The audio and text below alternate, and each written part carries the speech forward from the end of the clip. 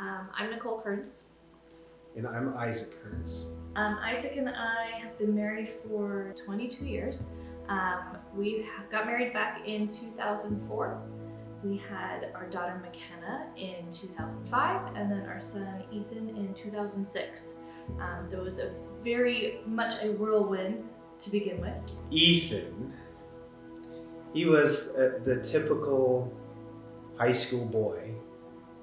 He loved sports, he loved people, and didn't love school so much until he got a girlfriend, and then he started liking school a whole lot. But he loved to argue all the time. I think football was definitely his favorite sport.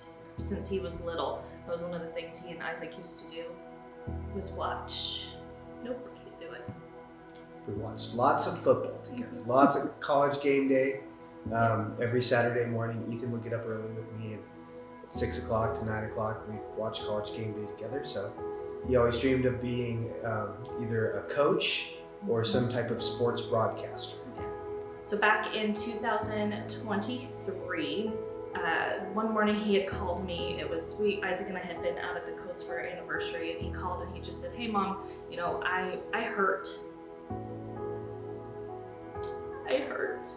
And I can't go to school today. I slept maybe an hour last night." And I just said, "Okay, no problem. I'll call Aunt Cressy, who's a chiropractor in town, and we'll get you in and get you squared away." So we did, and she had called me and just said, "Hey, he has a lump in his armpit, and you need to go get it checked out. It's growing, it's too big. Something's not right, so you need to go get it checked out." And within 2 days, we were up at Dornbecker. By the time we got to Dornbecker, within those 2 days, Ethan had lost full mobility. He had lost his ability to walk. And once we got up to the ER, they put him through an MRI.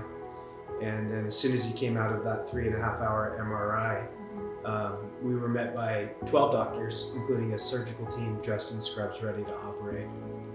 So at that point, they obviously knew it was a tumor, and it was a couple days later that we found out what kind of cancer it was, that it was in fact cancerous, and that what it was. And so we stayed in the hospital for 3 weeks at that point, almost the whole month of November, and we got to go home the day before Thanksgiving. Yeah, Wednesday before Thanksgiving was kind of a cool day. It took us 3 hours to get home from Dornbecker, but we were greeted by all of our family and friends and community. Yeah, many of you.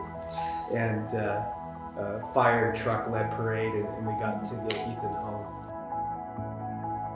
7 months were spent going up to Dornbecker for chemo and treatment, and we did our best in our house to have some kind of normal life with Ethan, but he fought well and was doing great all the way through April of 24, and then right around May of 24, the chemo stopped working, and it was fairly quick. Nicole and Ethan spent another 11 days up at Dornbecker and under intensive treatment because the pain had become so strong that we couldn't care for him at home anymore. And he was released on a pain pump under hospice care 2 days before our daughter's wedding on June 1st, 2024. But that was a cool day. June 1st was a cool day. SYL later provided a power wheelchair for Ethan so that he could be part of the bridal party at our daughter's wedding. And that was such a big help because it was an outdoor wedding, and he had to motor around quite a bit. But that day was just a day filled with joy and blessing, and he was present the entire day, and it was a day of joy that we had been praying for quite some time. So he went home to be with Jesus on June 20th. So 20 days after McKenna's wedding. We're followers of Jesus Christ, and our hope is in the resurrection. And we know that Ethan entered paradise on the day that he died. I think SYL provides something to the community that many other organizations don't.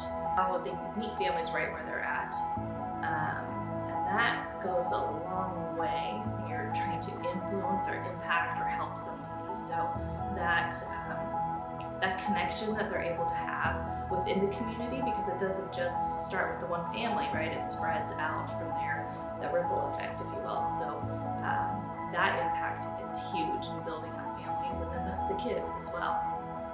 Yeah, I think See You Later isn't a cookie cutter nonprofit.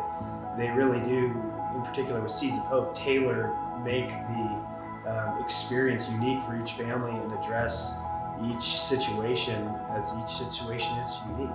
So we've been supporters of See You Later for a long Since it began. time, in a variety of different ways. And so to be on the receiving end of that, it blows your mind. It was a little challenging, at least for me at first, to receive help and care, because I'm used to helping. So it was being the provider, being the helper. Right? Yeah, I'm used to doing that for other people. So to receive was different, and it's amazing the simplest things that can make a difference in the lives of somebody who's going through trauma like this. A gas card to help pay for fuel to get up to Dornbecker. I remember being at one of the auctions after the golf tournament several years back, and a gentleman who's I think he himself had young kids in the home and was going through cancer, and we partnered our landscape company with George Fox on their serve day, and we re-landscaped their house. But he got up there and he shared how much that meant to him. And I remember standing in the back, I had to wear my sunglasses because I started bawling. And it's these dollars that just go to impacting families and kids. Before we saw what our dollars went towards, now we feel what our dollars have been going towards. What Seeds of Hope and See You Later are doing is exactly what we're called to do by Jesus in Matthew 25. So, I don't know, right now I'm reminded of the movie Schindler's List, and one of the end scenes there, you see Arthur Schindler, this man who had saved so many Jews from the concentration camps, break down and have this moment where he's taking off his watch. I could have saved 10 more with this, I could have saved 5 more with this. And I just think that, I mean, how many more could you help? So anytime you pay, a ridiculous amount of money for a plate of cookies, or overpay for a vacation, or buy a silent auction item, it's like every dollar is going to help somebody who's going through these types of traumatic experiences.